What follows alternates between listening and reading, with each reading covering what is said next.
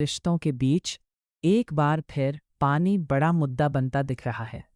ढाका में आयोजित एक कार्यक्रम में बांग्लादेश की सत्तारूढ़ पार्टी बीएनपी के महासचिव और ग्रामीण विकास मंत्री मिर्जा फखरुल इस्लाम आलमगीर ने साफ कहा कि भारत के साथ अच्छे रिश्तों का भविष्य अब गंगा जल बंटवारा समझौते पर निर्भर करेगा।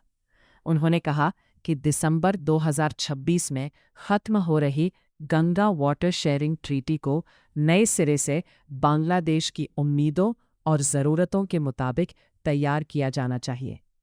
आलमगीर ने कहा कि ढाका भारत को एक स्पष्ट संदेश देना चाहता है कि नई संधि पर जल्द बातचीत शुरू होनी चाहिए। उनका कहना था कि जब तक नया समझौता नहीं हो जाता तब तक पुरानी संधि को जारी रखा जाए। उन्होंने यह भी सुझाव दिया कि भविष्य में जल बंटवारे के समझौते किसी तय समय सीमा तक सीमित नहीं होने चाहिए। भारत से बांग्लादेश में प्रवेश करने के बाद गंगा को बांग्लादेश में पद्मा कहा जाता है। खेती, पीने के पानी, मछली पालन और पर्यावरण के लिहाज से यह नदी बेहद अहम मानी जाती है।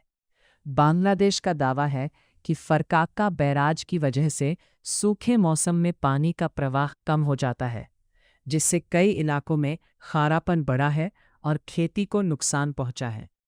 हाल ही में बांग्लादेश सरकार ने पद्मा नदी पर एक बड़े बैराज प्रोजेक्ट को मंजूरी दी है। यह प्रोजेक्ट 2033 तक पूरा होने की उम्मीद है। ढाका का कहना है कि इसका मकसद फरक्का बैराज के नकारात्मक प्रभाव को कम करना है।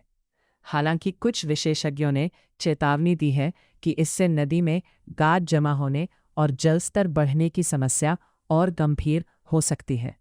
इससे पहले बीएनपी नेताओं ने तीस्ता जल समझौते को लेकर भी पश्चिम बंगाल की राजनीति पर निशाना साधा था। बीएनपी के नेताओं ने आरोप लगाया था कि ममता बनर्जी की सरकार की वजह से भारत बांग्लादेश के बीच तीस्ता समझौता अटका हुआ है। साथ ही उन्होंने पश्चिम बंगाल में बीजेपी की जीत का स्वागत करते हुए उम्मीद जताई थी कि इससे तीस्ता वार्ता आगे बढ़ सकती है। भारत की तरफ से फिलहाल यही कहा गया है कि दोनों देशों के बीच जल विवादों को सुलझाने के लिए पहले से कई द्विपक्षीय तंत्र मौजूद हैं।